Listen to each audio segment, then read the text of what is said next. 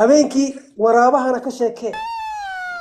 marka habeenada ka mid oo aan goob cad fadhiyo oo jaad badan aan cunayo meel jinkada caliyare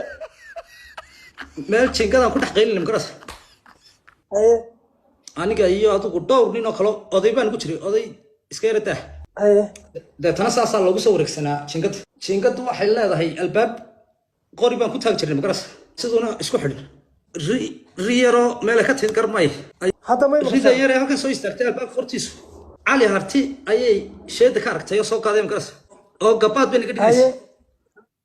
waxa noo shidan baalkii maasho ugu dhintay saalo loo caban jiray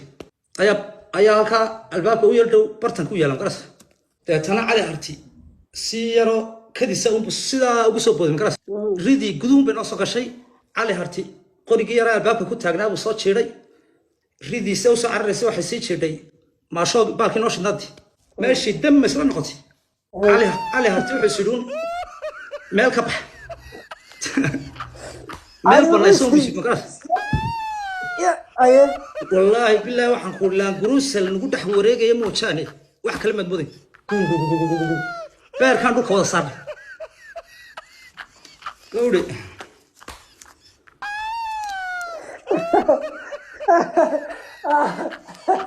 haye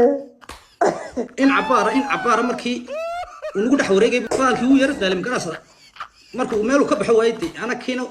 wada dib u naga dhig sidoo nagu dur ayuu yar istaagay haye odaygii yaraayo taksiinta kaga soo saaray ayuu baari baladana yeeshay waa maxay uu bilaabay hadal baalkii marxawad nagu wareegaysan moojaane